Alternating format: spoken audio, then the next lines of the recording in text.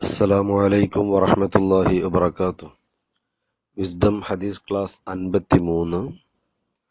അൻ അംർ ഇബ്നു ശുഐബ് റളിയല്ലാഹു അൻഹു അൻ അബീഹി അൻ ജദ്ദിഹി റളിയല്ലാഹു അൻഹു ഖാല ഖാല റസൂലുള്ളാഹി സ്വല്ലല്ലാഹു അലൈഹി വസല്ലം അർ-റാകിബു ശൈത്വാനുൻ വർ-റാകിബാനി ശൈത്വാനാനി വസ്സലാസതു റക്ബുൻ. ബഹുമാനപ്പെട്ട ഇമാം അബൂ ദാവൂദ്, ഇമാം തുർമുദി, ഇമാം നസായി റളിയല്ലാഹു തആല അൻഹും അടക്കമുള്ള പണ്ഡിതന്മാർ റിപ്പോർട്ട് ചെയ്ത ഹദീസ്. ഹബീബായ മുഹമ്മദുർ റസൂലുള്ളാഹി സ്വല്ലല്ലാഹു അലൈഹി വസല്ലമ തങ്ങൾ പറയുന്നു, അർ-റാകിബു ശൈത്വാനുൻ, ഒറ്റയ്ക്ക് വാഹനത്തിൽ യാത്ര ചെയ്യുന്നവൻ അവനൊരു പിശാചാണ് എന്ന് പറഞ്ഞാൽ, ഒരു യാത്ര പോകുമ്പോൾ കൂടെ മറ്റാരെയും കൂട്ടാതെ ഒറ്റയ്ക്ക് യാത്ര ചെയ്യുന്നയാൾ പിശാചിന്റെ പ്രേരണകൾക്ക് കൂടുതൽ വശംവദനാകാൻ സാധ്യതയുള്ളവനാണ്.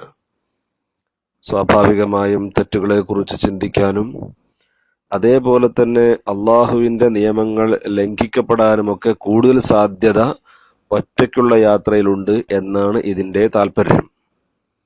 വർ-റാകിബാനി ശൈത്വാനാനി, രണ്ടുപേരാകുമ്പോൾ അത് രണ്ട് ശൈത്താന്മാരാണ് എന്ന് പറഞ്ഞാൽ, രണ്ടുപേരും അത്തരം തെറ്റുകളിലേക്ക് പോകാനും യാത്രകളിൽ നിയമങ്ങൾ ലംഘിക്കപ്പെടാനുമൊക്കെ സാധ്യതകളുണ്ട്.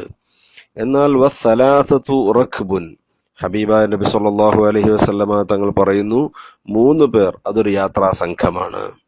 3 പേരാകുമ്പോൾ അവർ 3 പേരും ഒരുമിച്ച് പോകുമ്പോൾ തെറ്റുകൾക്കുള്ള സാധ്യതകൾ വളരെ കുറയുന്നതിനാൽ ഒരു യാത്ര പോകുമ്പോൾ ചുരുങ്ങിയത് 3 പേരെങ്കിലും ഉണ്ടാകാൻ ശ്രദ്ധിക്കണമെന്നാണ് ഹബീബായ നബി സല്ലല്ലാഹു അലൈഹി വസല്ലമ തങ്ങൾ ഈ പറഞ്ഞതിന്റെ താല്പര്യം.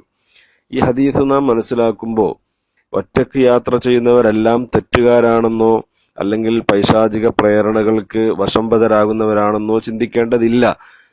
ഏറെക്കുറെ യാത്രകളിൽ ഇസ്ലാമിക നിയമങ്ങൾ പാലിക്കപ്പെടാനും അതേപോലെ തന്നെ ഏറെക്കുറെ ജീവിതത്തിൽ യാത്രയിലൊക്കെ ഒരു പരിധിവരെ അള്ളാഹുവിന്റെ നിയമങ്ങൾ കാത്തു സൂക്ഷിക്കാൻ ഒന്നിലധികം അല്ലെങ്കിൽ 2-ലധികം ആളുകൾ ഉണ്ടാകണമെന്നാണ് ഈ ഹദീസിന്റെ താല്പര്യം.